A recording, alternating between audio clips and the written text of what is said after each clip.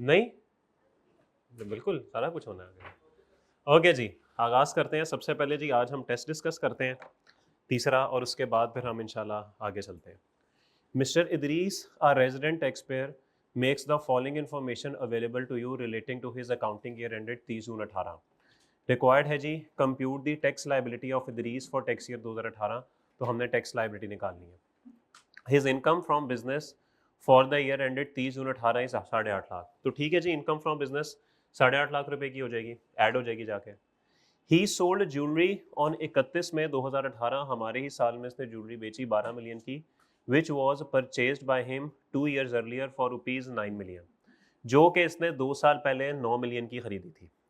The jewellery was held for personal use of his wife. Out of the sale proceeds he purchase a rare manuscript of 10 million and old coins for 2 million. On 30 June he dispose of the script for ₹15 and coins for 1 million. Okay, 3-4 चीज़ें हो गई, हम यहाँ पे देख लेते हैं। एक तो इनकम फ्रॉम बिजनेस हमें नजर आ रही है कितने की जी, 8.5 लाख की। इनकम फ्रॉम कैपिटल गेन, इसमें ज़रा थोड़े से रौले हैं तो इसकी ज़रा वर्किंग बना लेते हैं।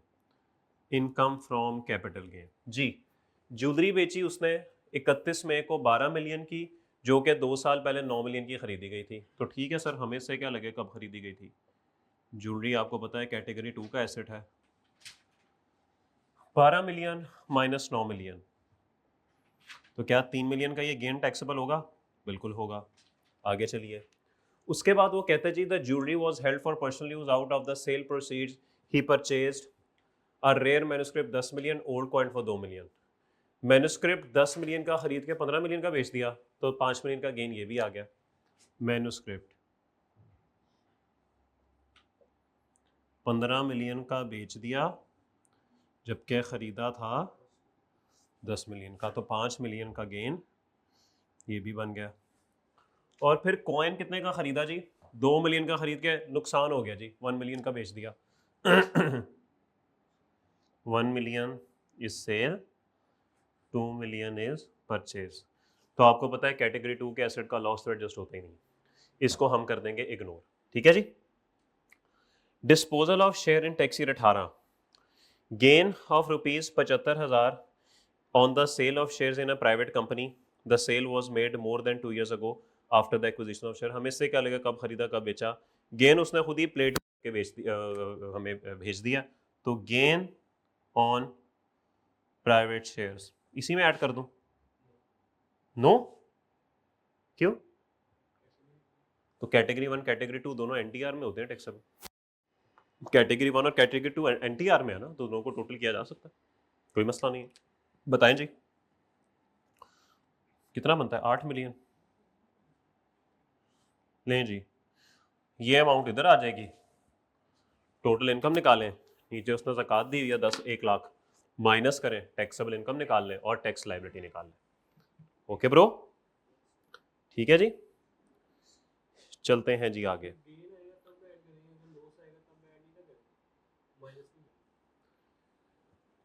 देखें, कैटेगरी 1 के शेयर्स को बेचने पे लॉस आया ना, वो आप माइनस कर सकते हैं, वो माइनस हो जाना था। लेकिन अगर कैटेगरी 2 जैसे कॉइन बेचा, लॉस आ गया, उसको इग्नोर करेंगे। और कैटेगरी 1 कैटेगरी 2 ये एनटीआर है, एनटीआर सेम रिजीम है, दोनों को प्लस करेंगे आप। ठीक है जी। सवाल नंबर 2, mister Bilal, aged 45 and resident in Pakistan, dispose of the following assets during the year ended 30 June 2021। इन्होंने कुछ एसेट्स पाकिस्तान में बेच दिए। कौन सा जी? Immovable asset. 10 अगस्त 2020 को sold A flat in Karachi for 5 million which he had bought on 1 January 2019 for ₹4 million. Sir property के लिए मैंने आपको क्या बताया था, कुछ असूल लिखवाए थे कि सबसे पहले देखना है कि ये फ्लैट है, ओपन प्लॉट है या कंस्ट्रक्टेड प्रॉपर्टी है। ये फ्लैट है भाई, और ये फ्लैट हमने कब खरीदा था? जनवरी 19 में खरीद के अगस्त 20 में बेच दिया, यानी 1 साल से ज़्यादा लेकिन 2 साल से कम होल्डिंग पीरियड निकल आया। गेन भी आप निकाल सकते हैं 5 मिलियन से माइनस 4 मिलियन। तो रेलेवेंट टेबल जो आपको दिया गया है इधर होगा गिवन।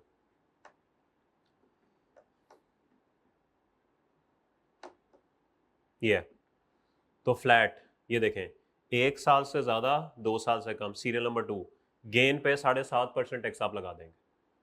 ठीक है जी। गेन पे 7.5% टैक्स लगा देंगे आप, ये सेपरेट ब्लॉक वाली बात बन जाएगी।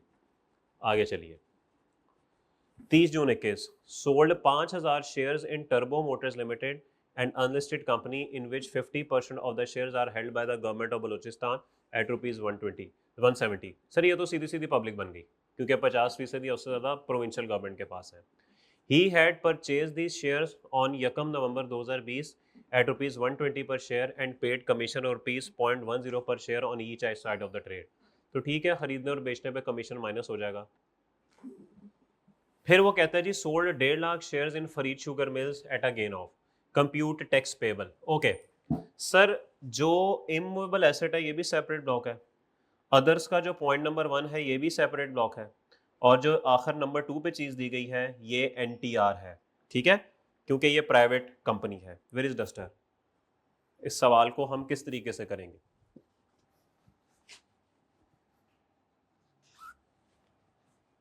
ये देखिए, income from capital gain NTR, ये मैं तीसरे पॉइंट की बात करने लगा। उसने आपको खुद ही गेन दे दिया प्लेट में रख के, तो इससे अच्छी बात और क्या हो सकती है। फिर आप आएंगे income from capital gain separate block. मेरे पास 2 सेपरेट ब्लॉक की इनकम्स हैं, एक ये है और एक ये है, ऐसे ही है। इसको बेचने पे कितना गेन आया? 1 मिलियन। तो sir 5 million minus 4 million, 5 million minus 4 million, ये 1 मिलियन ऐड हो जाएगा और नीचे जाके लेस हो जाएगा। फिर दूसरा income from capital gain separate block जी, क्या कहता है वो? 5000 शेयर बेचे 170 पर शेयर के हिसाब से। ठीक है जी, मैं इसकी ना वर्किंग बना लेता हूं इधर। कंसिडरेशन 5000 शेयर बेचे 170 के हिसाब से, बता सकते हैं क्या कंसिडरेशन? सॉरी नहीं, 8,50,000, 8.5 लाख की कंसिडरेशन हो गई। फिर वो कहता है he had purchased these shares on 1 November 2020 at rupees 120 पर शेयर। लेस कर देंगे आप इसमें से कॉस्ट, 5000 शेयर की कॉस्ट 120, 6 लाख रुपए हो गई है, ऐसे ही है। ओके आगे चलें। एंड पेड कमीशन ऑफ 0.10 पर share on each side of the trade. इसका क्या मतलब है? खरीदने पे भी 0.1 पर शेयर पे किया, बेचने पे भी 0.1 पर शेयर पे किया, तो लेस कर देंगे आप कमीशन 0.10, ऐसे ही है। मल्टीप्लाई करेंगे आप किससे? ये देखें, 5000 खरीदने पे और 5000 बेचने पे, तो 10,000 पे डायरेक्टली 0.1 लगा देते। क्या ख्याल है, बताएं? नहीं, ये समझ आ गई बात की? 1000। बताइए जी गेन कितना है? 249, 249, ऐसे ही है। ठीक है, मसला कोई प्रॉब्लम? ओके, सो 249 का गेन यहां पर आ गया। टोटल इनकम कितनी हो गई? 1250, 1125, कितना बनता है टोटल करें? 2125 और 249, 2374 बनता है। क्या ये अमाउंट बनती है? ओके, इसमें से सेपरेट ब्लॉक वाली लेस कर दें। प्रॉपर्टी ये लेस हो जाएगी, और फिर सिक्योरिटीज भी लेस हो जाएंगी। बताइए जी टैक्सेबल इनकम कितनी बनती है? ये बन जाएगी 11 लाख और 25,000। अब आप टेबल 1 में जाएंगे और इसकी जो टैक्स लाइबिलिटी बनती है वो आप निकाल लेंगे। ठीक है, टेबल 1 लगा के फिर आप इसमें ऐड करेंगे tax on separate block income. याद है ऐसे ही किया था। सबसे पहले डिस्पोजल ऑफ इमूवेबल प्रॉपर्टी। हाँ जी, बड़ा आसान तरीका है। गेन भी निकल आया कि 1 मिलियन है, ठीक है। होल्डिंग पीरियड भी निकल आया 1 साल से ज़्यादा, 2 साल से कम। देखिए 1 जनवरी 19 को खरीदा, 10 अगस्त 20 को बेचा, 1 साल से ज़्यादा हो गया, लेकिन 2 साल से कम हो गया और है ये फ्लैट। इधर आइए, ये देखें, ये टेबल है, मेरे ख्याल में ये बात लग रही है, फ्लैट 1 साल से ज़्यादा 2 साल से कम, और ये प्रॉपर्टी आपको पता है एक्वायर भी 30 जून से पहले की हुई है। ये देखें, किधर गया, ये देखें, उसने यकम जनवरी को ख़रीदा। अगर ये 30 जून 24 के बाद होता फिर क्या होता?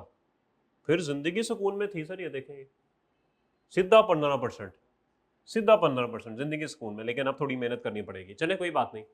तो सर गेन है आपका 1 मिलियन, इस पे 7.5% लगा दें, कितना बनेगा? 75,000। 75,000 रुपया टैक्स आपका ये बन गया। और दूसरी सेपरेट ब्लॉक कौन सी है जी? Disposal of securities. अच्छा जी, अब इसका क्या मसला है? इसका टेबल ज़रा देखें। इसका टेबल कहता है कि हो तेरी है, मुझे देखना पड़ेगा सिक्योरिटी एक्वायर कब की गई है। याद है आपको सिक्योरिटी? आइए देखते हैं। 30 जून 21 पे तो बेचे, खरीदे कब थे? 1 नवंबर 2020। सर ये देखें, 1 नवंबर 20 को खरीदे गए। आइए देखते हैं कौन सा कॉलम है। हाँ जी, और बोले मेरे ख्याल में ये वाली कॉल, ये है, ये कॉलम है। 1 जुलाई 13 से 30 जून 22 के दरमियान, 1 जुलाई 22 से लेके 30 जून 24 के दरमियान, 1 जुलाई 24 के बाद, यही बात हुई थी। तो मेरे ख्याल में हम यहाँ पे फॉल कर रहे हैं। तो सर होल्डिंग पीरियड देखना है, देखना है होल्डिंग पीरियड, जरूरत है गिनने की, जरूरत है कितने साल शेयर रखा? नहीं sir, irrespective of the holding period.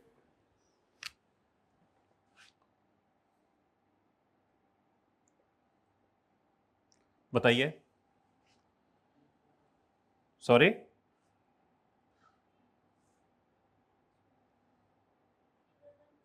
$31125। Separate block के टैक्स को सिर्फ टोटल करें, 106,125। ओके, ये बी हो गया और ये टैक्स ए हो गया। टोटल टैक्स लायबिलिटी क्या होगी? इन दोनों को प्लस करें और यहां पे लिख। ठीक है मेरे भाई, ठीक है? Okay bro, okay bro.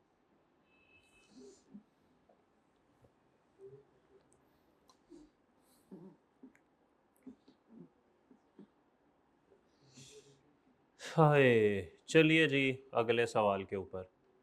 सवाल नंबर 3। हाँ जी, पढ़े सवाल नंबर 3 क्या फरमाता है? हाँ जी, I don't understand anything, I don't understand such things. ये जवाब आप लिख के आएंगे पेपर में। ओके, तो फिर एग्जामिनर भी कहेगा I also don't understand you. Okay, तो दोनों की मिसअंडरस्टैंडिंग हो जाएगी, बस फिर आगे आप खुद समझदार हैं। ठीक है, मैसेज आ जाएगा कितने का? 47 का। ये 3 है। Okay, explain the term capital asset. Sir message ना आप उससे कहें 43 का ही भेज दो मुझे, ठीक है? ओके, तो कैपिटल एसेट याद होगा तो लिख लेंगे, सिक्योरिटीज याद होंगी तो लिख लेंगे, डेरिवेटिव प्रोडक्ट याद होंगे तो लिख लेंगे, वरना इसका कोई दूसरा हल नहीं है। मेरे पास तो कोई हल नहीं है, मैं भी याद करके यहाँ तक पहुँचाऊँ, आपको भी याद ही करना पड़ेगा अगर यहाँ तक पहुँचना चाह रहे हैं। अगर नहीं पहुँचना चाह रहे तो फिर जैसे आपकी मर्जी। तो ठीक है? ओ ब्रो, ओ तेरी खैर। सर ये सवाल जो है ना, मैं कहता हूँ ओए होए होए, अन्नी मचा दी इस सवाल ने। जो अन्नी सैटरडे को मची थी ना, वही अन्नी मचाई है सवाल ने। बड़ा खूबसूरत सवाल है। State the maximum number of associates considering the share holding of following 5 companies. उसने आपको ना 5 कंपनी दे दी है, चूहा, बिल्ली, तोता, कबूतर, बंदर। ठीक है, ये तो अन्य वहां तबाह भी हुए थे पिछले दिनों, पाकिस्तान के सारे बंदर तबाह हो गए थे, याद है आपको?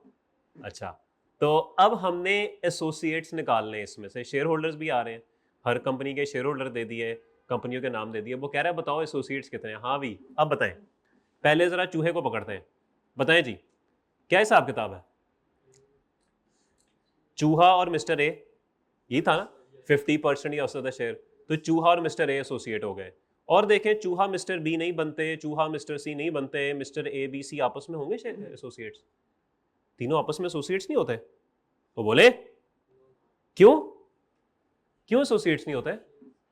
सर एओपी के पार्टनर्स आपस में एसोसिएट्स होते हैं, कंपनी के शेयर होल्डर्स आपस में एसोसिएट्स नहीं होते। ओके, तो ये एसोसिएट्स नहीं है, तो यहां से तो एक ही एसोसिएट निकला है। आए जी बिल्ली पे चलते हैं। बिल्ली और मिस्टर ए, बिल्ली और मिस्टर ए, ओके। और मेरे ख्याल में दिमाग में कुछ घंटियां बज रही हैं। अगर एक शेयर होल्डर एक कंपनी में 50 से ज्यादा का मालिक हो और वही शेयर होल्डर दूसरी कंपनी में भी 50 से ज्यादा का मालिक हो, तो वो दोनों कंपनियां भी आपस में एसोसिएट बन जाती हैं। तो बिल्ली और चूहा आपस में एसोसिएट हो गए ब्रो। जेरी और टॉम आपस में क्या हो गए? एसोसिएट। तो सर चूहा मिस्टर ए, बिल्ली मिस्टर ए, बिल्ली चूहा, 3 एसोसिएट्स हो गए। तो ठीक है, आगे चलते हैं। तोता, तोता और फेडरल गवर्नमेंट एसोसिएट्स हैं, बताएं। हाँ जी बिल्कुल, 50% या उससे ज्यादा। तो तोता और मिस्टर ए एसोसिएट्स हैं, फेडरल गवर्नमेंट एसोसिएट्स हैं। फिर तोता और मिस्टर ए भी एसोसिएट्स हैं। और तो और सर मिस्टर ए 3 कंपनियों में 50 से ज्यादा हो गए। तो तोता और बिल्ली भी एसोसिएट हो गए, तोता और चूहा भी एसोसिएट हो गए। मैं तो कहता हूँ लुट मच गई, लुट मच गई। और फेडरल गवर्नमेंट और मिस्टर ए आपस में एसोसिएट है, ये कैसे है? ये किस खुशी में एसोसिएट है? ये नहीं है। फेडरल गवर्नमेंट मिस्टर ए किस खुशी में हो गए? ये तो नहीं हुए। कबूतर, सेम स्टोरी, कबूतर और रेस्ट एसोसिएट, कबूतर और मिस्टर सी एसोसिएट। सर मिस्टर सी देखें कहीं और है 50 से ज्यादा? नहीं सर, ये ऐसा पल्ले से यस 10 है, 10 पे तो नहीं बनता। बस कबूतर और रेस्ट, कबूतर और मिस्टर सी। आगे चलते हैं। बंदर, बंदर और रेस्ट आपस में एसोसिएट है। और गौर करें रेस्ट के 2 में 50 से ज्यादा है, तो बंदर और कबूतर भी बन गए। तो ये सारे एसोसिएट्स हो गए। हमने कोई 8-9 एसोसिएट्स निकाल ली। तो 5 नंबर में इतने ही आते हैं बस। ठीक है, कोई सवाल? सवाल कोई भी हो? कोई सवाल? यहां तक सब अच्छा है? चले जी, ये हमारा टेस्ट जो है वो अपने अख्ताम को पहुंचा। आइए जी अब आगे आगाज करते हैं सैलरी का। ओ ठीक है, ओ ब्रो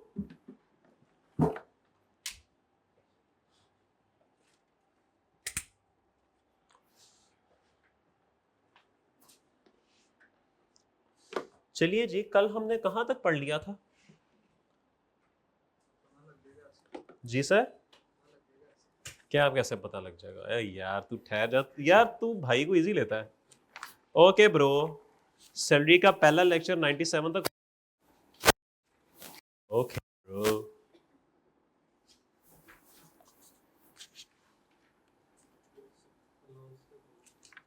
कोई ऐसी बातें बताई नहीं जाती, नजर लग जाती है, ठीक है ना? आइए जी सफा नंबर 102 पे। 102 से शुरू करना ना आज? ओके ब्रो, सेक्शन 13 आपको नजर आ रहा है जी, वैल्यू ऑफ परक्विजिट्स। परेशान नहीं होना, भाई के पास हर मसले का हल है। अच्छा जी, अभी तक हमने जो पढ़ लिया था सैलरी में वो ये पढ़ा था कि सैलरी कैश बेसिस पे टैक्सेबल होती है, ऐसे ही है। उसके बाद हमने पढ़ा था कि कब ये समझा जाएगा कि सैलरी जो है वो रिसीव हो गई है।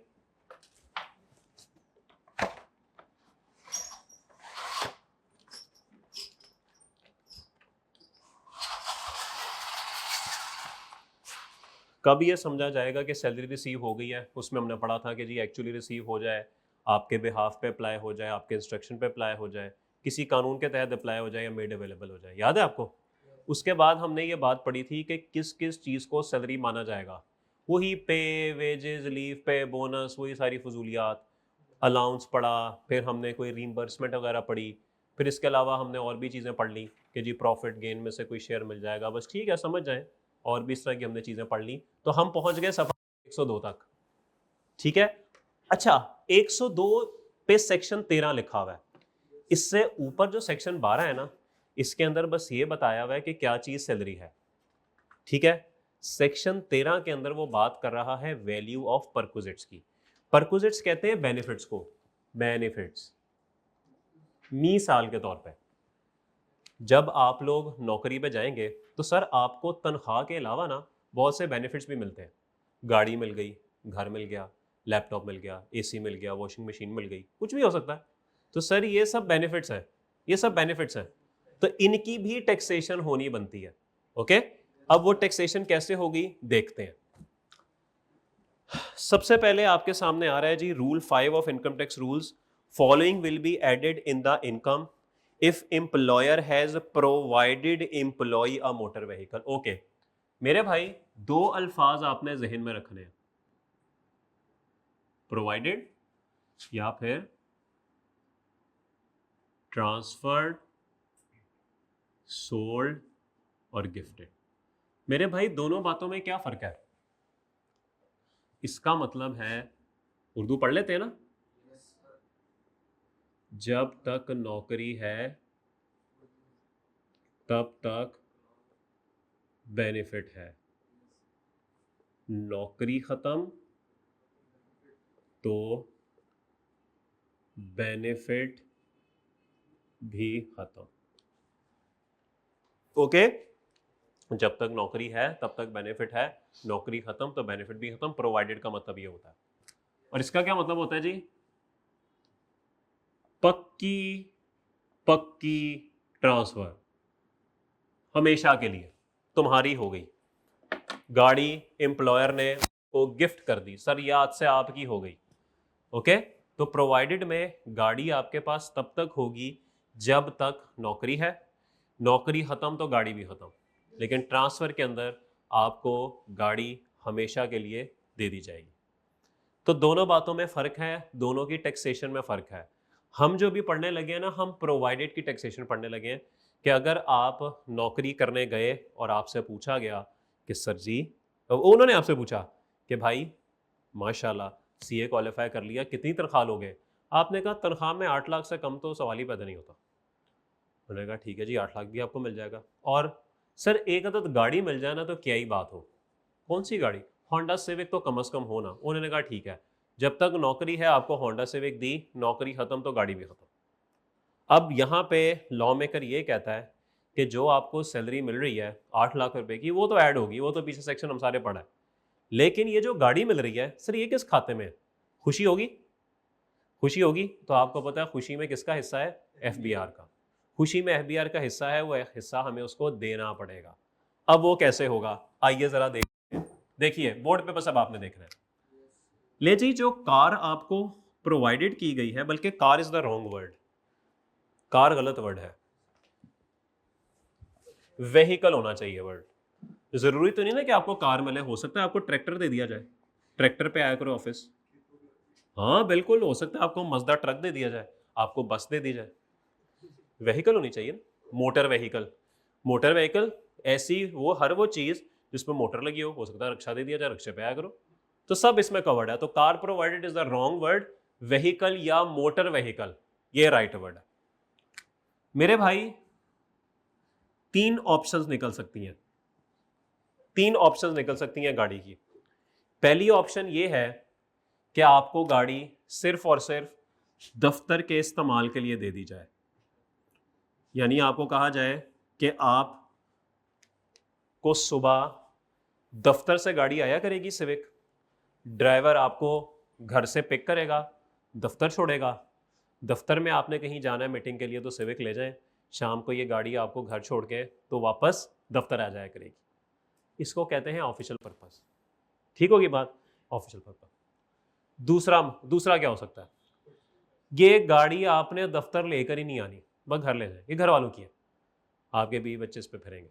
100% आपने दफ्तर लेके नहीं आना इसको। इसको क्या कहते हैं? और ठहर जा, जाना तूने की पर्सनल यूज, पर्सनल यूज या पर्सनल पर्पस। और तीसरी ऑप्शन क्या हो सकती है?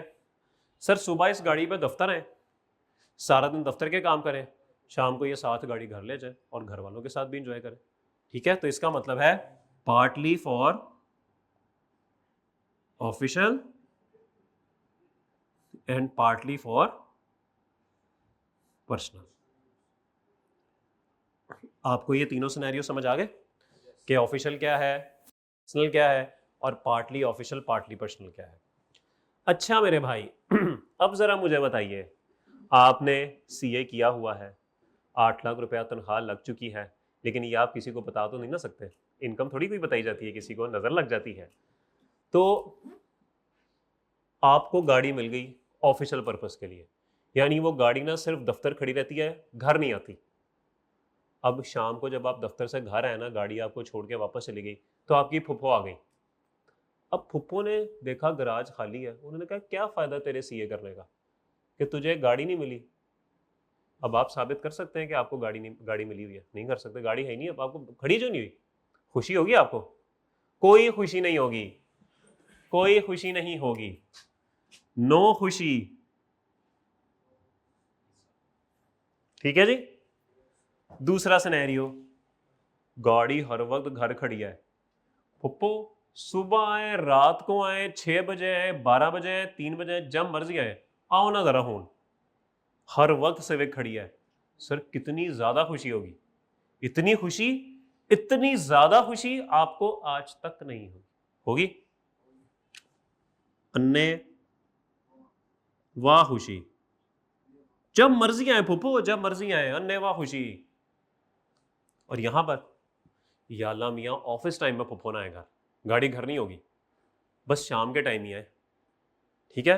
तो बंदा ना बस थोड़ा डावाडोल ही रहेगा, ना बहुत ज्यादा गमगीन होगा, ना बहुत ज्यादा खुश होगा, कुछ मुनासिब खुशी होगी, एवरेज खुशी, अपने वर्ड निकाले हुए, मॉडरेट खुशी। ठीक है जी, मुनासिब खुशी। तो सर ये 3 खुशियों के लेवल आ गए आपके पास। अब मुझे ये बताइए, कम खुशी कम टैक्स, ज्यादा खुशी ज्यादा टैक्स, कुछ समझ आ रही है? सर जब कोई खुशी नहीं है तो आपको दुख है, और एफबीआर दुखों में आपका शरीक नहीं होता। वो कहता है दुख अपने अपने, खुशी होगी तो मैं हाजिर हूं, दुख अपने अपने। ओके, जब अन्यवा खुशी होगी तो वो कहता है कि फिर 10%, और अगर मुनासिब खुशी होगी तो वो कहता है कि 5%। ठीक होगी बात? तो इसका मतलब है कि जब भी आपको सवाल में लिखा आएगा कि आपको व्हीकल प्रोवाइड कर दी गई है, तो सबसे पहले आपने क्या करना है? सबसे पहले आपने सवाल में ढूंढना है कि पर्पस क्या है, ऑफिशियल है, पर्सनल है, या पार्टली ऑफिशियल पार्टली पर्सनल है। ठीक होगी बात? मेरे भाई यहां तक अगर किसी का कोई सवाल है तो प्लीज बताइए। Any question? गाड़ी ऑन नहीं कर रहा मतलब? हाँ हाँ, अच्छा, खुद की नहीं है, बिल्कुल आपकी बात दुरुस्त है, गाड़ी उसकी खुद की नहीं है, मैं आपकी बात से सहमत हूँ, लेकिन एफ सर एफबीआर कहता है कि सर मुझे नहीं पता, आपको बेनिफिट मिला। अभी देखते हैं, अभी आधी बात हुई है, अभी ये परसेंटेज लगनी किस पे है वो भी एक अलग कहानी है। ठीक है, अभी ये परसेंटेज लगनी किस पे है उसको देखते हैं। यहां तक अगर कोई सवाल है तो बताएं। कोई सवाल नहीं, चलें फिर आगे। ओके, ले जी, एक काम तो हो गया, अब दूसरा काम। दूसरी चीज जो आपने सवाल में ढूंढनी है ना, वो ये देखनी है कि क्या गाड़ी आपको एम्प्लॉयर ने परचेज करके दी है या फिर लीज करके दी है। दो ऑप्शन हो सकती हैं। उन्होंने कहा जी मेरे पास पैसे हैं, मैं सिविक खरीद देता हूं आपको, तो फिर आप क्या करेंगे? खरीद लेंगे, परचेज हो जाएगी। या वो कहेगा भाई सॉरी मेरे पास पैसे नहीं है, हाँ लीज में करा देता हूं, किस्तें मैं देता रहूंगा, गाड़ी तुम इस्तेमाल करते रहना। ऐसे भी हो सकता है। सर अगर गाड़ी सवाल में परचेज करके होगी ना, तो ये परसेंटेज लगेगी, percentage will be applied on cost of the vehicle to the employer। ये वर्ड इतना इंपॉर्टेंट है कि मैं आपको बता नहीं सकता। टू द एम्प्लॉयर, एम्प्लॉयर को गाड़ी कितने में पड़ी, उसका 5% या 10% अगर खरीद के दी गई है तो। ओके, गाड़ी अगर खरीद के दी गई है तो परसेंटेज जो ये लगेगी on cost of the vehicle to the employer, employer को कितने में पड़ी। और अगर गाड़ी लीज करा के दी गई है तो percentage will be applied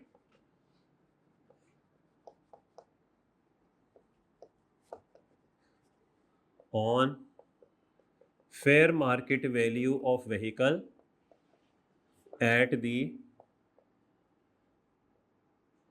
commencement of lease. जब लीज शुरू हुई थी तो उस वक्त जो गाड़ी की फेयर मार्केट वैल्यू थी उस पे आप परसेंटेज अप्लाई कर देंगे। ठीक होगी बात? कोई सवाल? Any question? तो इसका मतलब है जब भी सवाल में मोटर व्हीकल का जिक्र आए, सबसे पहले ये चेक करना है प्रोवाइडेड है या ट्रांसफर्ड है। अगर वो प्रोवाइडेड है तो फिर दो चीज़ें ढूंढनी है, एक पर्पस और दूसरा खरीद के दी गई या लीज करा के दी गई। तो जो कुछ भी सिनेरियो है वो आप अप्लाई कर देंगे। ठीक होगी बात। अब हम इस सेक्शन को पढ़ते हैं, फिर कुछ मार्फत की बातें वो आपके साथ करते हैं जो कि इस सेक्शन के अंदर छुपी हुई हैं। Following will be added in the income if employer has provided employee a motor vehicle in a tax year. तो सर मोटर व्हीकल की डेफिनेशन है हर वो व्हीकल जिसमें मोटर लगी हो। इस पर 70 भी आ सकती है, इसमें रक्षा भी आ सकता है, इसमें ट्रैक्टर भी आ सकता है, कुछ भी हो सकता है। ओके, तीन आपको डब्बे नजर आ रहे होंगे। एंड पे फॉर ऑफिशियल है, फिर सेंटर में फॉर पर्सनल है, और टॉप पे partly for personal partly for official है। ये वो पर्पस है जो कि मैंने आपको लिखवाया है। ऑफिशियल को देखे सीधा ही 0% है तो कहानी खत्म होगी इसकी। पार्टली पे आइए, पार्टली पे 5%, बोर्ड पे भी 5% है, देखें यहाँ पे भी 5% है। 5% लगेगा किस पे? The cost to the employer. ये मैं कह रहा था एम्प्लॉयर को कितने में पड़ी। So the cost to the employer for acquiring the motor vehicle. Motor vehicle acquire करने की कॉस्ट जो पड़ी एम्प्लॉयर को, वही क्या होगी, वही हमारी इनकम में ऐड होगा। और अगर लीज करवा कर दी गई है तो 5% of the fair market value of the motor vehicle at the commencement of the lease if it is taken on lease. ठीक है, तो वही बातें सारी रिपीट हो गई कि अगर लीज पे लेके दी गई तो फिर लीज के कमेंसमेंट पे, कमेंसमेंट कहते हैं आगाज, शुरू, शुरू में जो उसकी फेयर मार्केट वैल्यू थी उसका 5%। और नीचे आप देख लें सब कुछ वैसे ही है, बस परसेंटेज 10% लिखी हुई है। तो सर अगर किसी का कोई सवाल है तो बताएं। सॉरी, हाँ ये अब वो सारे सवालात हैं जिनके जवाबात मैंने आपको लिखवाने हैं, जो मार्फत की बातें हैं। लिखें, पर लिखना शुरू करें, लिखना शुरू करें, ये बड़ी इंपॉर्टेंट बातें हैं सर।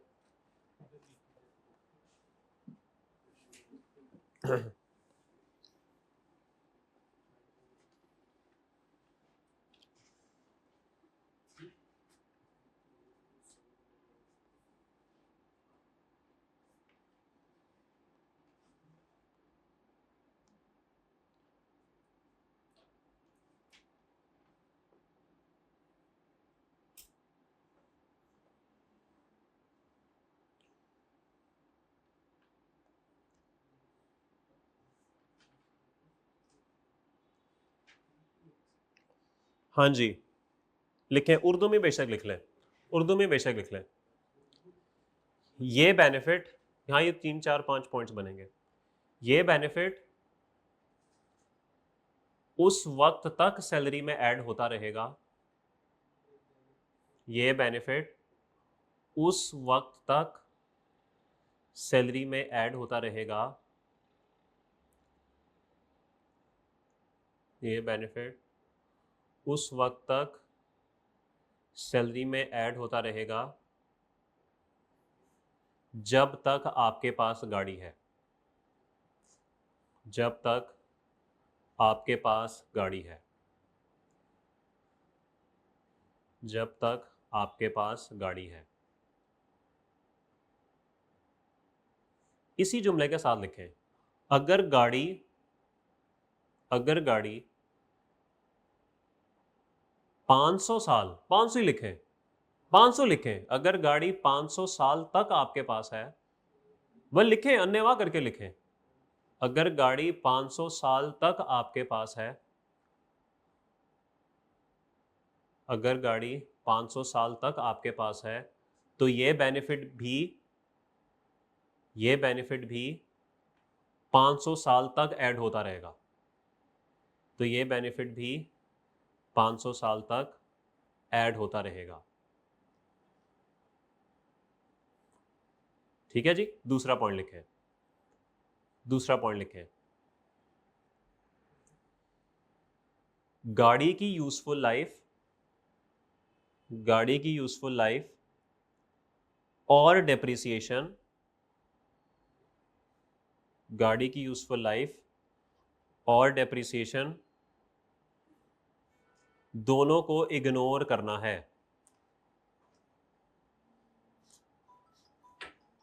गाड़ी की यूजफुल लाइफ और डेप्रिसिएशन दोनों को इग्नोर करना है। ठीक है, अगर सवाल में लिखा हो यूजफुल लाइफ 5 साल है, यूजफुल लाइफ 10 साल है, तो दफा करें, आपने क्या करना है, आपने बस ये देखना है आपके पास कितने साल रही गाड़ी, खत्म हुई बात। तीसरी चीज लिखें,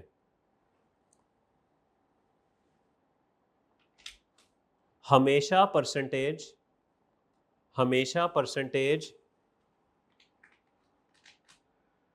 खरीदने के केस में, हमेशा परसेंटेज खरीदने के केस में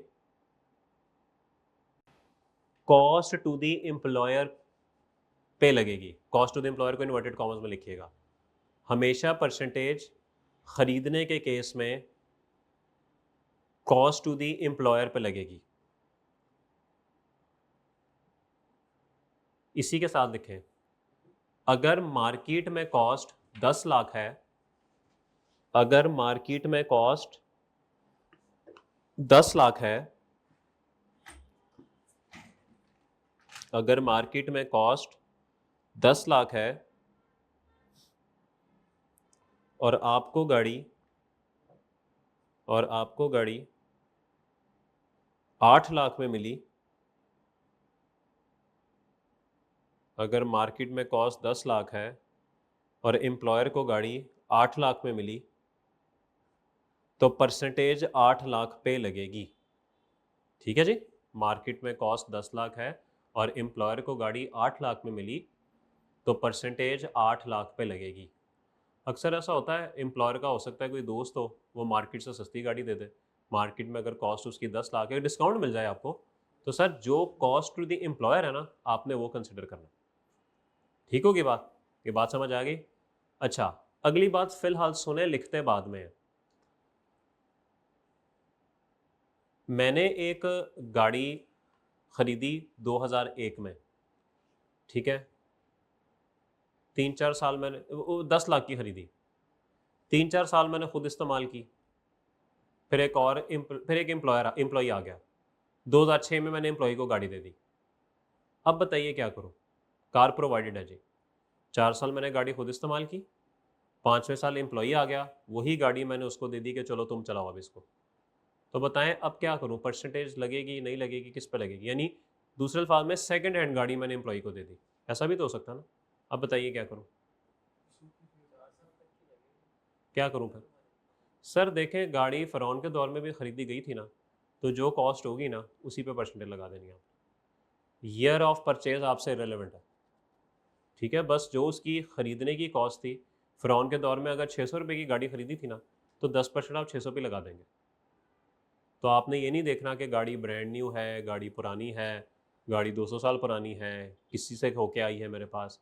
आपने ये देखना है सर ये ख़रीदी हुई है कि लीज़ वाली है। ख़रीदी हुई है, कॉस्ट जब मर्ज़ी ख़रीदी हो, जब मर्ज़ी ख़रीदी हो। हमने सिर्फ ये चीज़ देखनी है, पर्पस क्या है और कॉस्ट क्या है, दैट्स इट। हमें इससे गर्ज नहीं है कि गाड़ी आज खरीदी, गाड़ी 2 साल पहले खरीदी, नो, खरीदी गई, कॉस्ट क्या है, ख़त्म बात। बड़ी सिंपल चीज़ है। बात समझ आ गई? तो लिखें, पॉइंट लिखें, खरीदने के केस में, खरीदने के केस में डेट ऑफ परचेज, खरीदने के केस में date of purchase is irrelevant. खरीदने के केस में date of purchase is irrelevant. ठीक होगी बात? कोई सवाल? अब पूछिए कोई सवाल। कोई सवाल नहीं? चले जी, टेबल के नीचे पढ़े। ऐसा हो सकता है कि आपको गाड़ी दी जाए और उसके बाद कहा जाए, बल्कि छोड़िए वो सीन नहीं है, पढ़ते हैं पहले। Running and maintenance benefit for car will be separately taxable.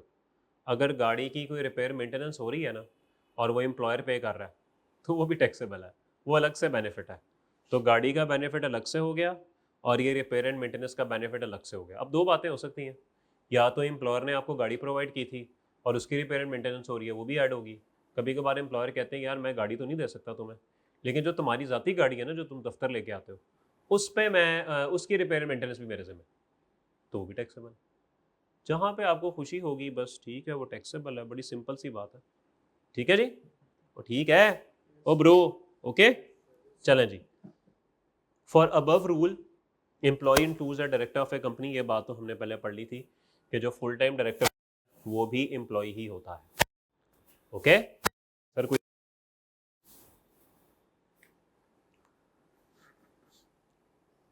Any question? कोई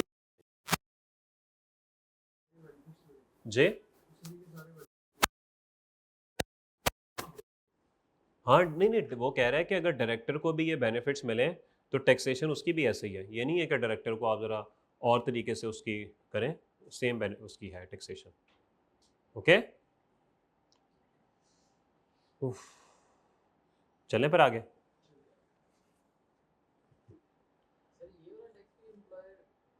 हाँ जी बिल्कुल, ये सारा एम्प्लॉयर कैलकुलेट करता है। करने सीखेंगे हम, ये करना न्यूमेरिकल करेंगे।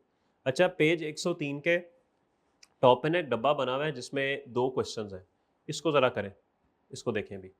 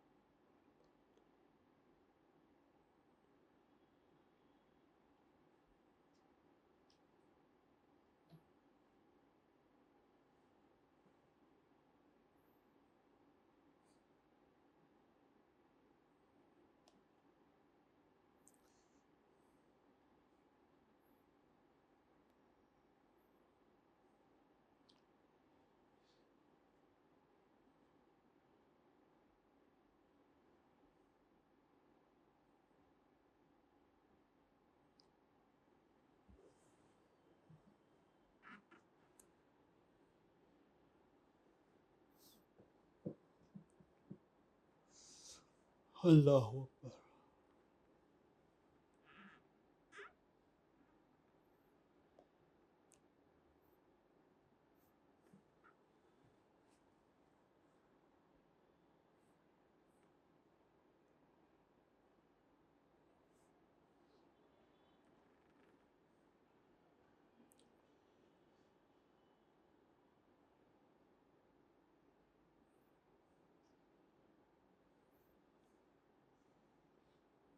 जी भाई हो गया, चलें आगे। ओके, पॉइंट नंबर 5 पे आइए। अच्छा जी, कभी कभार ऐसा होता है कि एम्प्लॉयर जो है वो आपको कुछ सर्विसेज दे देता है in the form of servants या डोमेस्टिक असिस्टेंट्स। मिसाल के तौर पे आपको ड्राइवर दे दिया गया, आपको कुक दे दिया गया, गार्डनर दे दिया गया। ये डोमेस्टिक सर्वेंट्स हो सकते हैं। अगर ये डोमेस्टिक सर्वेंट्स आपको एम्प्लॉयर की तरफ से मिल जाएंगे, और तनख्वाह ज़ाहिर बात है एम्प्लॉयर की तरफ से मिलने से मुराद ये है कि तनख्वाह उनकी कौन पे करेगा? एम्प्लॉयर पे करेगा। ठीक है, तो वो मुलाजमीन काम तो आपके लिए करेंगे लेकिन तनख्वाह उनको एम्प्लॉयर पे करेगा। ये जैसे आर्मी में होता है कि या बहुत बड़े जो सरकारी लोग होते हैं उनको ड्राइवर और घर के मुलाजमीन मिले होते हैं, काम तो उनके लिए करते हैं लेकिन तनख्वाह कौन पे करता है? एम्प्लॉयर। ये कुछ ऐसा जो है ना स्ट्रक्चर बनता है। ये है जी डोमेस्टिक सर्वेंट्स या असिस्टेंट्स, ये है जी एम्प्लॉयर। सैलरी कौन पे करता है? एम्प्लॉयर। लेकिन ये लोग खिदमात किसको देते हैं? ये एम्प्लॉय है, एम्प्लॉय को। तो सर्विसेज ये एम्प्लॉय को देते हैं, ठीक है, और इनको सैलरी कौन पे करता है? एम्प्लॉयर पे करता है। ठीक है जी। अच्छा, अब इस सूरत में क्या होगा? बड़ी सिंपल सी बात है। मिसाल के तौर पे एम्प्लॉयर जो है वो इन डोमेस्टिक सर्वेंट्स को कितना पे कर रहा है जी? 50,000 पे कर रहा है। अब ये 50,000 बेनिफिट है, ये वो फ़ायदा है जो आपको खुशी हो रही है। ये फ़ायदा आपको असल में सेव हो रहा है, बच रहा है कि लोग तो आपकी खिदमत कर, लेकिन तनख्वाह उनको 50,000 रुपये की कहीं और से मिल रही है, तो ये जो 50,000 है ये आपकी सैलरी में ऐड होना चाहिए। ठीक होगी बात? अच्छा, अब एक थोड़ी सी कहानी सुनते हैं। मसला ये है कि एम्प्लॉई जो है ना, एक दिन उसको एम्प्लॉयर ने अपने दफ्तर में बुलाया और उसने कहा कि मैंने तुम्हें ये डोमेस्टिक सर्वेंट्स प्रोवाइड किए हुए हैं। जी बिल्कुल किए हुए हैं। मसला ये है, शौकत अभी ना बशीर आया था। अच्छा, फिर क्या कहता है?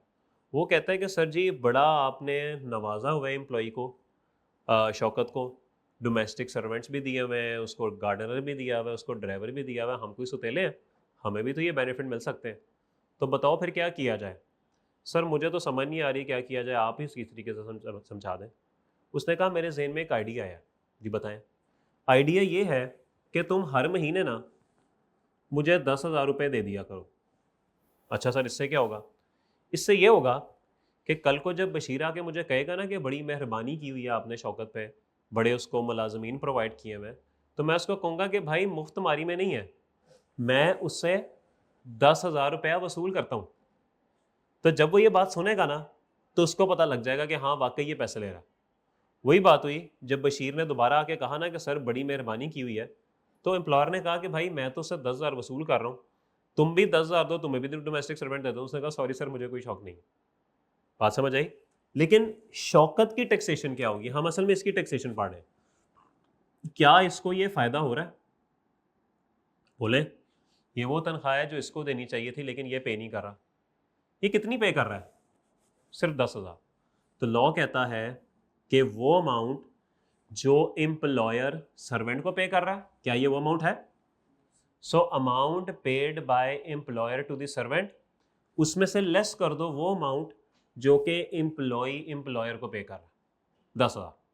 तो जो रिजल्टेड अमाउंट आएगी 40,000 की, वो इनकम फ्रॉम सैलरी में क्या होगी? कर दी जाएगी।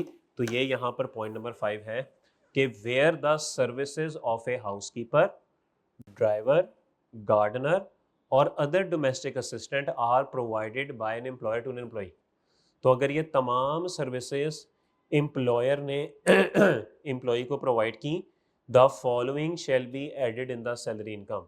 तो ये जो नीचे दिया गया है ये आपकी सैलरी इनकम में ऐड कर दिया जाएगा। क्या? Salary paid by employer to person providing service, वो सैलरी जो एम्प्लॉयर पे कर रहा है उस शख्स को जो कि सर्विसेज प्रोवाइड कर रहा है। सर क्या ये शख्स है? ये शख्स इसको सर्विसेज सैलरी पे कर रहा है क्योंकि सर्विसेज ये प्रोवाइड कर रहे हैं ना। Less amount paid by employ to employer. Sir क्या वो ये अमाउंट है? तो जो अमाउंट एम्प्लॉयर एम्प्लॉय को पे कर रहा है इसमें से लेस कर दें वो अमाउंट जो कि एम्प्लॉय ने एम्प्लॉयर को पे की है। तो जो रिजल्टेंट अमाउंट होगी वो किस में ऐड हो जाएगी? वो आपकी इनकम फ्रॉम सैलरी में ऐड कर दी जाएगी। और यहाँ पे वो कहता है कि services include the provision of any facility, कि कोई भी फैसिलिटी अगर प्रोवाइड है तो वो इसके अंदर शामिल है। सर कोई सवाल? एम्प्लॉयर को ये पे ना करे, अगर नहीं पे करेगा तो इधर जीरो आ जाएगा और पूरी अमाउंट 50,000 ऐड हो जाएगी। ठीक है, अगर एम्प्लॉई एम्प्लॉयर को कुछ पे नहीं कर रहा तो फिर यहाँ पे कुछ अमाउंट नहीं आएगी, जीरो हो जाएगी और 50,000 सारे का सारा क्या होगा? ऐड हो जाएगा। और पूछे सवाल? Any other question? सब अच्छा है? सब अच्छा है। नीचे एक बॉक्स है, जरा इसको भी देख लें। थकावट हो गई यार आज, सैटरडे को बहुत सुस्ती होती है दोस्त, है कि नहीं? वीकेंड होता है, सही बात है।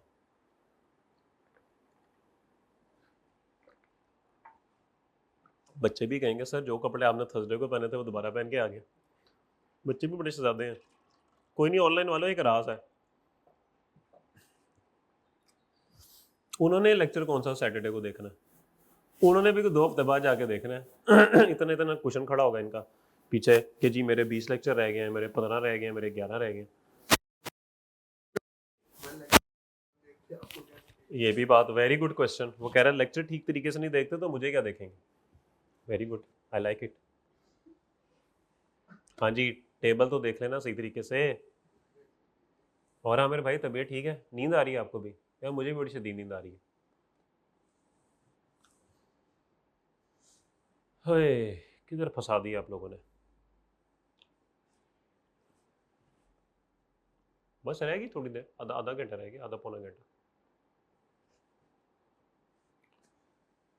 ठीक है जी, बस गुफ्तगू कर लें साथ वाले से एक आधा मिनट 2 मिनट। वो बैठा है पीछे, उससे गुफ्तगू कर लो। बस मैं भी ज़रा फिर आगे जो है ना ये शुरू करते हैं पढ़ाना।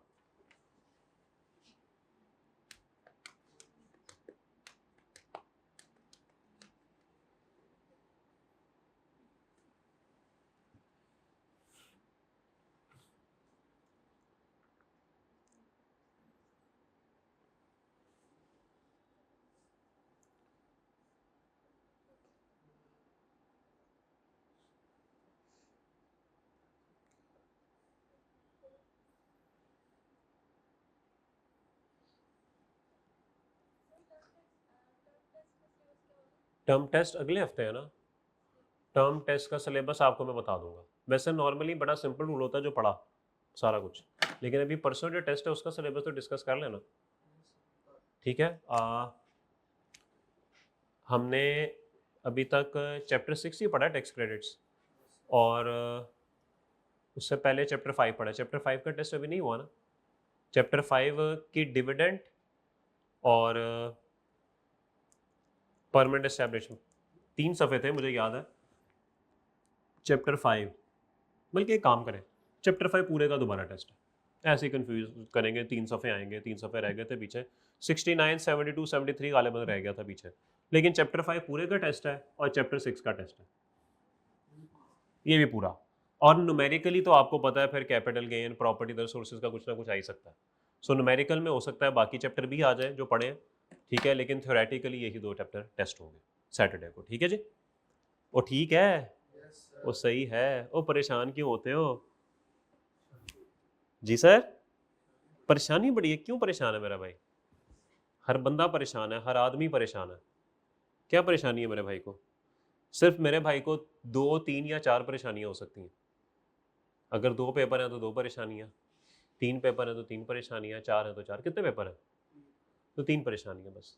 अगर कोई चौथी है ना, वो आपकी ज़बरदस्ती खुद की पाली हुई है, उसकी लॉजिक बनती नहीं है। आगे चलते हैं, सफ़ा नंबर 103। 103 के एंड पे पॉइंट नंबर 6 की लाश आपको नजर आएगी, नजर आ गई?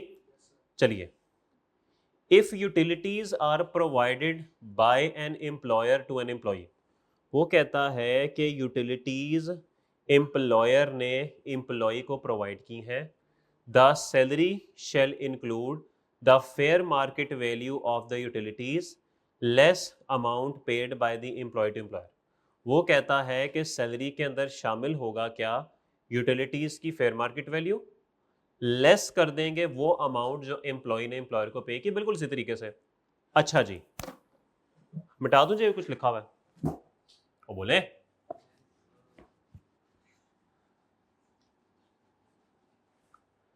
3 सिचुएशंस हो सकती हैं। एम्प्लॉयर एम्प्लॉय को हर महीने फिक्स्ड कैश दे देता है या फिक्स्ड अमाउंट दे देता है कि तुम्हें मैं 50,000 दे रहा हूं, तुम्हारे जो बिजली, पानी, गैस, टेलीफोन के बिल आएंगे ना, वो तुम इसमें से पे कर देना। फिक्स्ड कैश अलाउंस, ये अलाउंस वाली बात होगी। ओके, दूसरा सिनेरियो, एम्प्लॉय, ये मैं लिख भी देता हूँ, ₹50,000 मिसाल के तौर पे। दूसरा सिनेरियो, एम्प्लॉयर एम्प्लॉय को कहता है कि तुम अपने बिजली के बिल पे करके उस पर पेड की स्टैंप लगी होगी, वो तुम मेरे पास ले आना, मैं तुम्हें पैसे वापस कर दूंगा। सर क्या ये रिइंबर्समेंट हो गई? याद है ये बात पढ़ी थी 2 दिन पहले? नहीं पढ़ी थी, उससे पहले ही पढ़ी थी। अच्छा, रिइंबर्समेंट आपने यानी कि employ himself paid the bill and handed over the paid bill to employer। Employ ने खुद बिल पे किया और पे करने के बाद पेड बिल एम्प्लॉयर को हैंड ओवर कर दिया, और एम्प्लॉयर ने कहा अच्छा इतना बिल है, ये लो मैं तुम्हें रीइंबर्स कर देता हूँ। दूसरा सिनेरियो। तीसरा सिनेरियो, ये क्या कहता है तीसरा scenario? Employer received the bill and employer himself paid the bill. क्या मतलब है? दूसरे सिनेरियो में बिल एम्प्लॉय के घर आया, एम्प्लॉय ने खुद पे किया और पे करने के बाद दफ्तर चला गया, एम्प्लॉयर से पैसे वापस ले लिए, रिइंबर्समेंट ले ली। ओके, इसमें क्या होगा? इसमें बिल एम्प्लॉय के घर नहीं आएगा, बल्कि सीधा ही एम्प्लॉयर के पास आ जाएगा। एम्प्लॉयर वो बिल पे करेगा और पे करने के बाद बस ठीक है, खत्म हुई बात। सर ये जो पॉइंट है ना, ये पहले वाला, ये है सेक्शन 12 के 2 का सी, ये है सेक्शन 12 के 2 का डी, और ये जो आखिरी है ये है सेक्शन 13 का 6। अब ये 12 के 2 का सी कौन सा है? आप आइए सफा नंबर 97 पे, सफा नंबर 97 पे आइए। 97 पे जो सी पॉइंट है टॉप पे, नजर आ रहा है आपको? ये है जी 12 के 2 का सी, अलाउंस। तो पहला पॉइंट वो है। 12 के 2 का डी कौन सा पॉइंट है जी? बोले 12 के 2 का डी कौन सा पॉइंट है जी? ये रिइंबर्समेंट वाला है। और 13 का 6 कौन सा है? ये जो अभी हम 103 में पढ़ रहे थे। ठीक होगी बात? सवाल ये है इनकम फ्रॉम सैलरी में ऐड क्या होगा? इस केस में अलाउंस जो एम्प्लॉयर ने एम्प्लॉय को पे किया होगा वो आपकी इनकम फ्रॉम सैलरी में ऐड होगा। पहले सिनेरियो में ये बात हमने पढ़ ली थी। इधर क्या सैलरी में ऐड होगा? Amount reimbursed by employer. Employer ने जो अमाउंट रीइंबर्स की है वो आपकी सैलरी में क्या होगी? ऐड हो जाएगी। यहां पे क्या ऐड होगा? यहां पे होगा fair value of utilities less amount given by employ to employer. ठीक है? तो पेपर में बड़े ध्यान से देखना है कि अगर यूटिलिटीज का कोई पॉइंट आए तो तीनों में से कौन सा है। अगर अलाउंस मिल रहा है, फिक्स्ड कैश मिल रहा है, तो फिर आप अलाउंस को ऐड करेंगे। अगर आपको रीइंबर्समेंट मिल रही है तो जो अमाउंट रीइंबर्स हो रही है आप वो ऐड करेंगे। और अगर बिल एम्प्लॉयर के पास आ रहा है तो आप यूटिलिटीज़ की जो फेयर मार्केट वैल्यू है वो उसमें से लेस करेंगे, वो अमाउंट जो एम्प्लॉय ने एम्प्लॉयर को पे किया है वो आप ऐड करेंगे। तो ये पॉइंट 6 दोबारा पढ़ते हैं। If utilities are provided by an employer to an employee, the salary shall include the fair market value of the utilities less amount paid by the employ to employer. ठीक है? तो जो यूटिलिटीज़ की fair market value है उसमें से जो amount आपने पे कर दी है एम्प्लॉयर को, आप वो क्या कर देंगे? लेस कर देंगे। ठीक है जी? किसी का कोई सवाल? Any question? बोलिए तो सही। सब अच्छा है? चले जबरदस्त। समझ आ रही है चीजें? कोई गैप तो नहीं फील हो रहा बीच में? ओके, तो भाई को इजी लेते हैं। अगले सफे पे आइए। यूटिलिटीज होती क्या है? Utilities includes electricity, gas, water and telephone. कोई बिजली पानी गैस टेलीफोन सब अच्छा है? तो ठीक है, नीचे एक डब्बा है, पढ़ लीजिए जे। हाँ, इंटरनेट को भी कह सकते हैं, वो भी यूटिलिटीज में ही आता है। कानून पुराना बना हुआ है ना 2001 का, तब इंटरनेट शायद होता नहीं था इसलिए लिखा नहीं उन्होंने।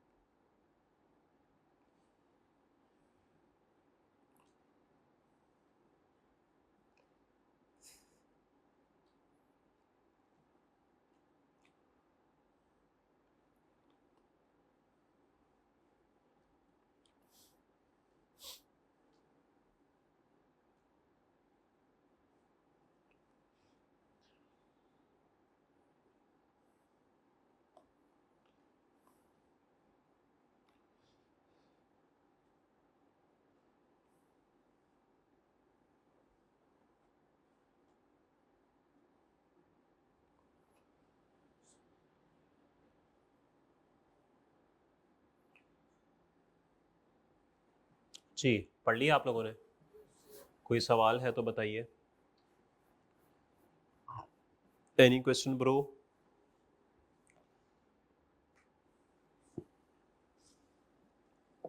ओके जी। अच्छा, अब हम आएंगे पेज नंबर, ये पॉइंट छोड़ें, सातवां भी छोड़ दें, अगले सफ़े के टॉप पे आठवां ये भी फिलहाल छोड़ दें। 105 पे नाइन्थ पॉइंट है, नवा पॉइंट, इस पे आ जाए।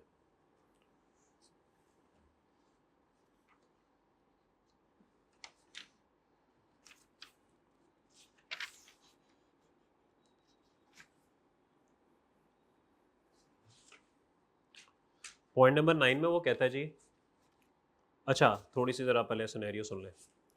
होता क्या है या हो क्या सकता है, लेट्स अज्यूम आप नौकरी करते हैं गिरी में, गिरी एसी बनाने वालों में। एक दिन आपने अपने एम्प्लॉयर को कहा कि सर जी क्या मुझे आप एक एसी दे सकते हैं? उसने कहा जी बिल्कुल आप ले लें। आपने कहा लेकिन सर पैसे ना मैं आपको बाद में दूंगा, जो सही वक्त होगा ना तब दूंगा। उसने कहा ठीक है कोई मसला नहीं, पैसे बाद में दे देना, ले जाओ तुम एसी। 1 लाख रुपए का एसी आप उठा के घर ले गए। अब आप इंतज़ार कर रहे हैं सही वक्त आने का, कि जब सही वक्त आएगा तब जो है मैं वो क्या करूँगा, पैसे दूंगा। 2 महीने गुजरे, साल ख़त्म हुआ। एक दिन एम्प्लॉयर बड़ा खुश खुश दाखिल हुआ, आपने कहा बस यही सही वक्त है। आप चले गए उसके बाद, आपने कहा सर बड़े खुश लग रहे हैं आज, खैर खैरियत है? उसने कहा कि आज हमारा साल क्लोज हुआ है और माशाल्लाह हमने हिस्ट्री की सबसे ज़्यादा सेल्स की हैं इस साल में, प्रॉफिट भी अन्ने वहाँ है, अन्नी मचा दिया है।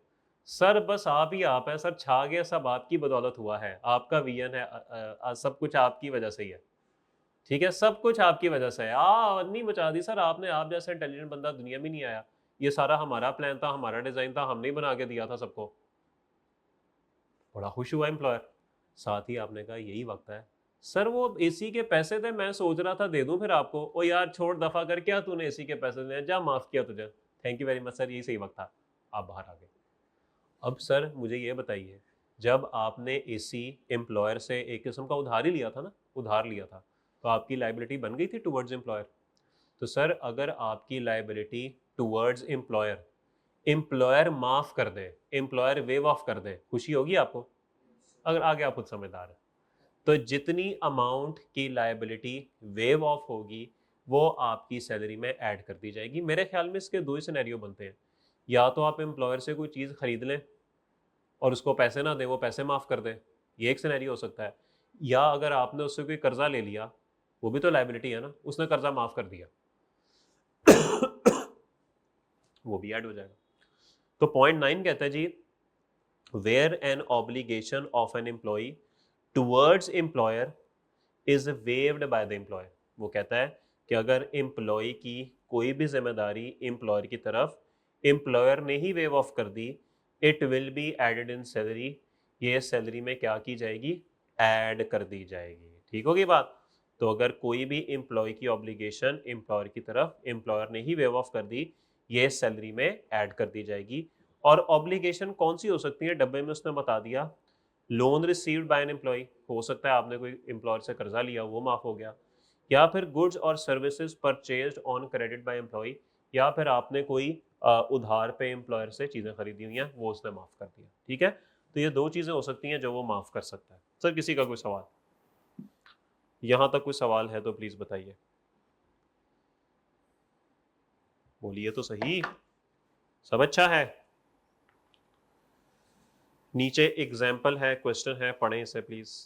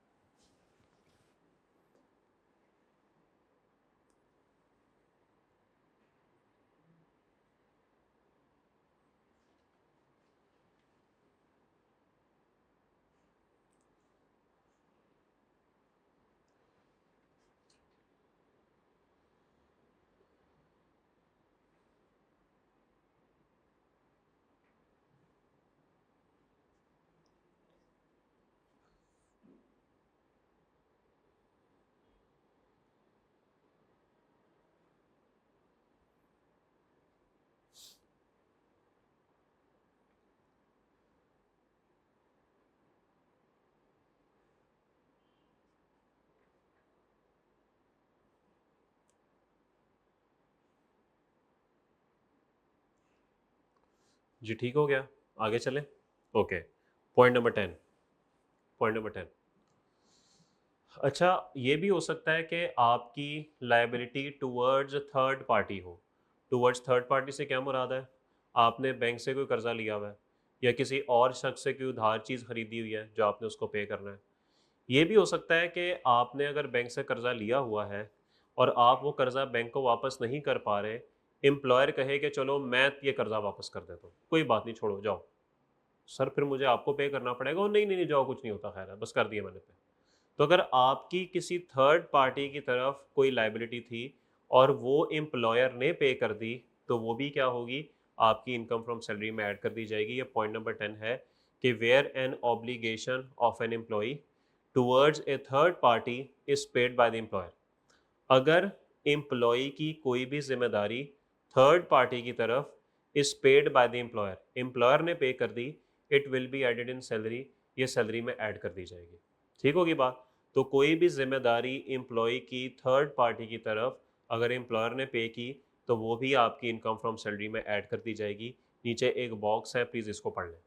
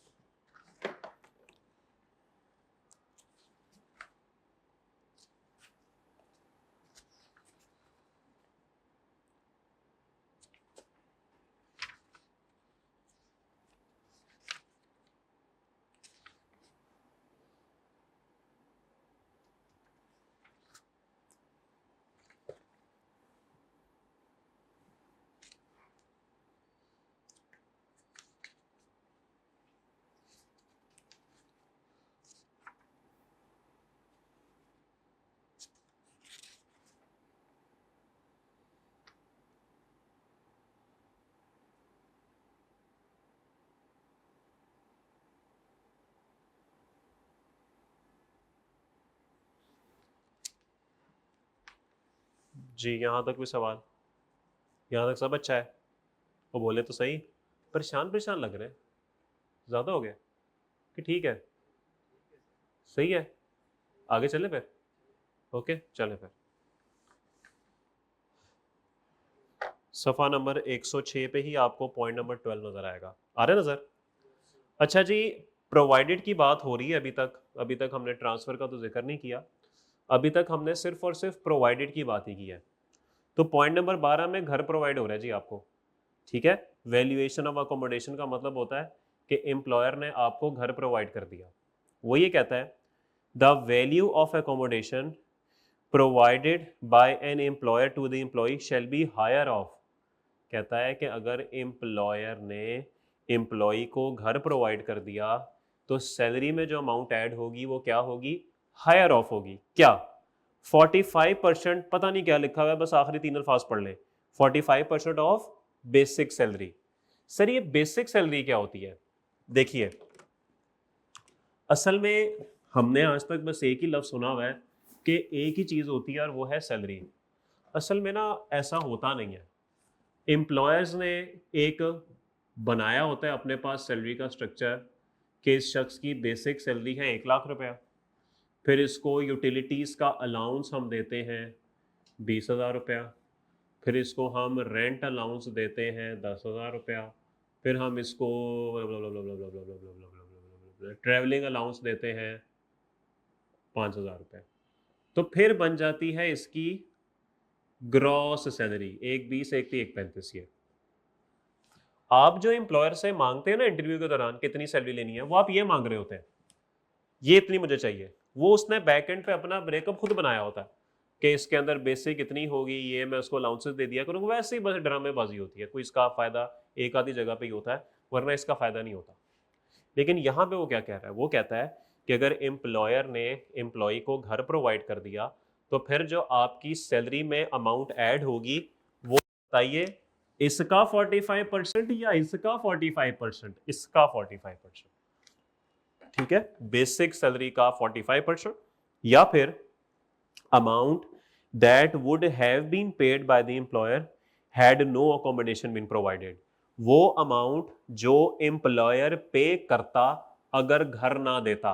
मसलन आपने एम्प्लॉयर को कहा कि सर जी मुझे घर चाहिए, उसने कहा घर तो मैं तुम्हें, अच्छा चलो घर दे दिया, लेकिन मैं तुम्हें ऑप्शन देता हूँ, या ये घर ले लो या मेरे से महीने के 50,000 रुपये ले लो, बताओ क्या चाहिए। अब आप सोच में पड़ गए, आपने कहा मैं तो घर ही लूंगा, मैं तो आपसे घर ही लूंगा भाई। तो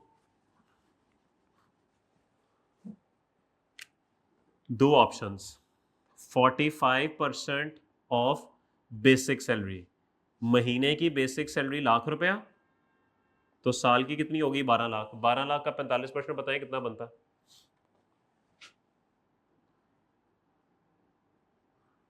5,40,000 होगा शायद।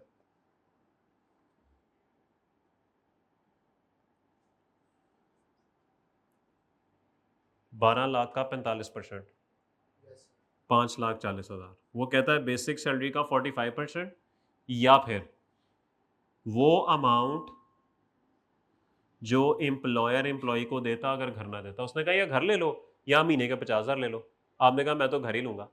तो लॉ कहता है दोनों में से हायर ऑफ, कौन सी अमाउंट ज्यादा है, 6 लाख, सो 6 लाख इनकम फ्रॉम सैलरी में ऐड होगा। बात समझ आ गई। तो अगर एम्प्लॉयर एम्प्लॉय को एकोमोडेशन दे दे तो इनकम फ्रॉम सैलरी में जो अमाउंट ऐड होगी वो क्या होगी, वो हायर ऑफ होगी। क्या, वो अमाउंट जो एम्प्लॉयर एम्प्लॉय को देता अगर घर ना देता, या फिर 45% ऑफ बेसिक सैलरी। अब इसकी जरा 2-3 एग्जांपल्स हैं, ये देख लेते हैं। सफ़ा नंबर 107 पे आइए, एग्जाम्पल 1 आपको नजर आएगी। Basic salary of an employee is ₹1,00,000 per month. Employer has provided employee with two options. Either I will provide you house in factory premises. अच्छा ये घर फैक्ट्री में हो फैक्ट्री से बाहर हो इससे कोई फर्क नहीं पड़ता, ठीक है। वो बड़ी फनकारी लगाता है जी फैक्ट्री के अंदर ऑफिस के अंदर, नहीं सर जहाँ मर्जी हो, चांद पे भी हो तो यही रूल है। और दूसरी वो आपको कन्फ्यूजन ये करता है फर्निश्ड हाउस या अनफर्निश्ड हाउस। फर्निश्ड हाउस क्या होता है, जिसके अंदर सारा फर्नीचर वगैरह लगा होता है। अनफर्निश्ड के अंदर कुछ नहीं, इससे भी कोई फर्क नहीं पड़ता। तो आपने फर्निश और अनफर्निश को भी इग्नोर करना है, और आपने फैक्ट्री प्रेमिसेस और आउटसाइड फैक्ट्री प्रेमिसेस को भी इग्नोर करना है। आपने सब चीज़ों को इग्नोर करना है, ठीक होगी बात। ओके। वो कहता है कि या तो मैं तुम्हें घर दूंगा या फिर मैं तुम्हें 50,000 रुपया महीना अलाउंस दूंगा। एम्प्लॉय हैज ऑप्टेड फॉर, उसने कहा मैं ते घर ही लैसा। तो फिर आपको क्या होगा, बेसिक सैलरी कितनी है, 1,00,000 रुपया, साल की कितनी बनी, 12 लाख। इसमें एकोमोडेशन आप ऐड करेंगे, और क्या ऐड करेंगे, हायर ऑफ 45% ऑफ, ये देखें बेसिक सैलरी, या फिर वो अमाउंट जो एम्प्लॉयर एम्प्लॉय को देता अगर घर ना देता। ये बनेगा 6 लाख और ये बनेगा 5,40,000। हायर ऑफ क्या है, 6 लाख, तो 6 लाख आपकी सैलरी में ऐड होगा और टोटल आपकी इनकम फ्रॉम सैलरी कितनी बन जाएगी, 18 लाख। ठीक होगी बात, कोई मसला, वो बोले सही है। चलें आगे। Example 2, basic salary of employee is 1,00,000 per month. Employer has provided employee with a home, calculate taxable income. बताइए, ये देखें बेसिक सैलरी ₹1,00,000 है, ये 12 लाख आ गया। अच्छा जी, एकोमोडेशन प्रोवाइडेड क्या है जी, higher of 45% of basic salary, या फिर वो अमाउंट जो एम्प्लॉयर एम्प्लॉय को देता अगर घर ना देता। ये तो गिवन है सर, एग्जाम्पल में ये अमाउंट किधर है, एग्जाम्पल में ये अमाउंट किधर है कहीं नजर आ रही है, सवाल में है ही नहीं। सर अगर वो अमाउंट जो एम्प्लॉयर एम्प्लॉय को देता अगर घर ना देता वो सवाल में गिवन ना हो, तो सर आपने सिर्फ 45% को ही कंसिडर कर लेना और इसी को ही ऐड कर देना, बस आपके पास ऑप्शन ही कोई नहीं। लेकिन साथ आपने एक नोट दे देना है जो इस एग्जाम्पल के सॉल्यूशन के नीचे लिखा हुआ है कि as a general rule higher of 45% of basic salary or the amount that would have been paid had no accommodation been provided is added in salary. The later one is not given. बाद वाली amount given ही नहीं है, hence I am only adding 45% of basic salary. तो अगर आपको ये वाली amount given ना हो तो फिर आप क्या करेंगे, फिर क्या करेंगे, बस फिर 45% ऐड करें। समझ आ गई बात की? कोई सवाल? एक और एग्जांपल कर लेते हैं, बात बेहतर हो जाएगी। An employee is paid a basic salary of 90,000 per month. Employer has provided the employee with a furnished house. Again furnished non furnished से फर्क नहीं पड़ता। हाँ, कहानी में twist, the house is not owned by the employer. Employer का घर नहीं है, किराए पे लेके दिया होगा, और वो उसने बात आगे लिखी हुई है कि fair market rent of the house is 32,000 per month. अब क्या करूं मैं? सर ये देखिए, इधर देखिए, कितनी है जी बेसिक सैलरी? 90,000 इंटू 12 कितना बनेगा? सॉरी, 10 लाख और 80,000, और घर भी प्रोवाइड किया हुआ है। तो आपको पता है ये हायर ऑफ होता है 45% of basic salary. Basic salary है जी 10 लाख और 80,000, कितनी बनती है? 4,86,000। सर वो अमाउंट किधर है जो एम्प्लॉयर एम्प्लॉय को देता अगर घर ना देता? वो है ही नहीं। लेकिन मेरे पास इस सवाल में फेयर मार्केट रेंट है, तो सर अगर सवाल में फेयर मार्केट रेंट भी मौजूद होगा ना, तो मैं उसी को ही कंसिडर कर लूंगा। यानी कि अगर 32,000 फेयर मार्केट रेंट है, तो मैं इसी को ही वो अमाउंट मान लूंगा जो एम्प्लॉयर एम्प्लॉय को देता अगर घर ना देता। ये सवाल में आपको ऐसा करना पड़ेगा। तो इट मीन्स या तो वो अमाउंट ढूंढ लें जो एम्प्लॉयर एम्प्लॉय को देता घर ना देता, अगर वो नहीं है तो फेयर मार्केट रेंट गिवन है वो उठा ले, दोनों में से कोई एक उठा ले। तो कितना बनता है जी ये? 384। तो हायर है जी 486 इनकम फ्रॉम सैलरी। ठीक है जी। तो अगर घर प्रोवाइड हो गया तो क्या करेंगे add? Higher of 45% of basic salary, या फिर वो अमाउंट जो एम्प्लॉयर एम्प्लॉय को देता अगर घर ना देता। दोनों में से कोई एक जो हायर होगी वो ऐड करेंगे। अगर वो अमाउंट जो एम्प्लॉयर एम्प्लॉय को देता घर ना देता गिवन नहीं है, तो फिर क्या करेंगे? बस 45 और नोट दे देंगे। फर्निचर अनफर्निश्ड से फर्क ही कोई नहीं पड़ता। फैक्ट्री प्रेमिस में हो, फैक्ट्री प्रेमिस से बाहर हो, इससे भी फर्क नहीं पड़ता। और कोई सवाल? यहाँ तक सब अच्छा है, सब ओके है? अच्छा, सिंपल 1 पे आइए। सवाल है जी, basic of an employee is 1 lakh per month. Employer has provided employee with 2 options, either I will provide you house in factory premises or I will give you house rent allowance of 50,000 per month. Employee has opted for home लिखा हुआ है। Sir मैं इस सवाल को change करता हूँ, employee has opted for house rent allowance. मैंने सवाल ही चेंज कर दिया। क्या फर्क पड़ेगा सोल्यूशन पे? क्या फर्क पड़ेगा सोल्यूशन पे? मैंने चेंज ये किया है कि जो लिखा है ना employee has opted for home, मैंने कह दिया है employee has opted for allowance.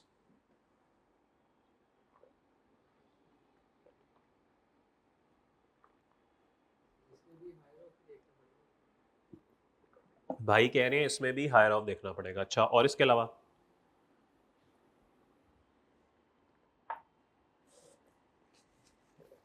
Sir मुझे बताइए, ये जो पॉइंट नंबर 12 भी हमने पढ़ा है, ये पॉइंट कब लगता है? ये जो 12 भी पॉइंट हमने पढ़ा है, ये कब लगता है? ये पॉइंट कब लगेगा? जब एम्प्लॉयर आपको घर देगा।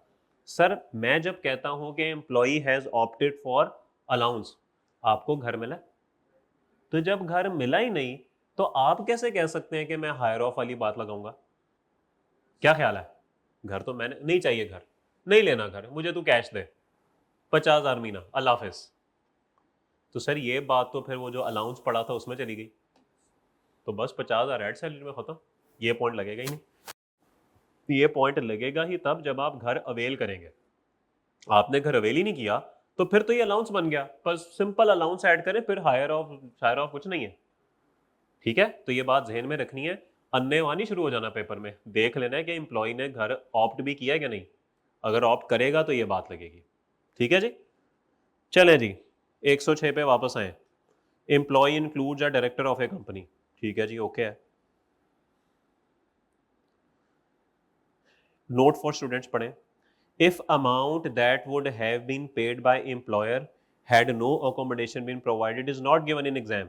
वो कहता है कि अगर वो अमाउंट जो एम्प्लॉयर एम्प्लॉय को देता घर ना देता वो सवाल में गिवन ही नहीं है, then we will compare 45% of basic salary with fair market rental of property if it is given।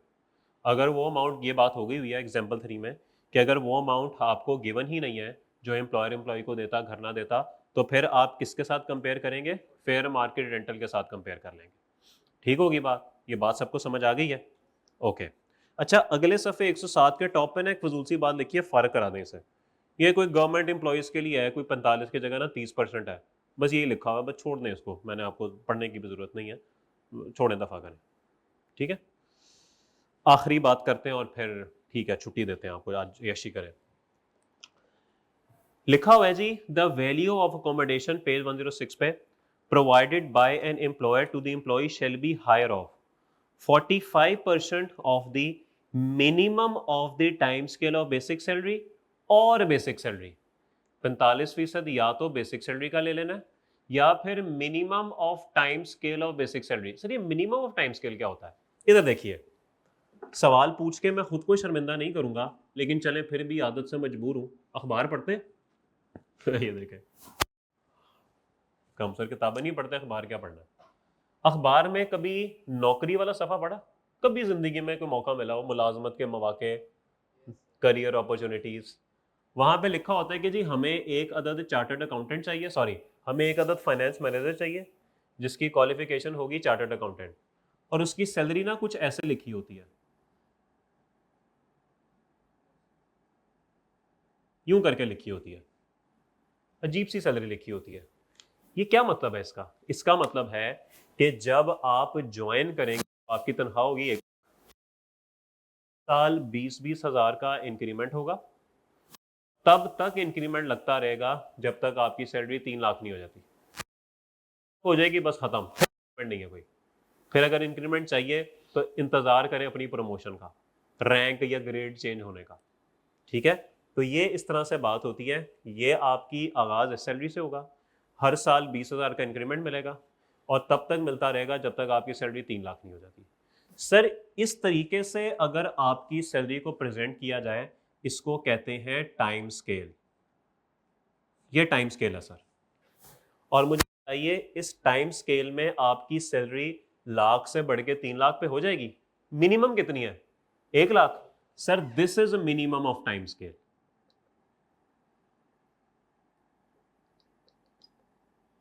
ठीक है, तो अगर आपको इस तरीके से सवाल में सैलरी गिवन होगी तो आपने मिनिमम अमाउंट का 45% ले लेना। ठीक है, वो बात समझ आ गई? ये बात 106 सफ़े के ना एंड पे एक डब्बा है, उसमें लिखी हुई है, जरा देख लें इसको।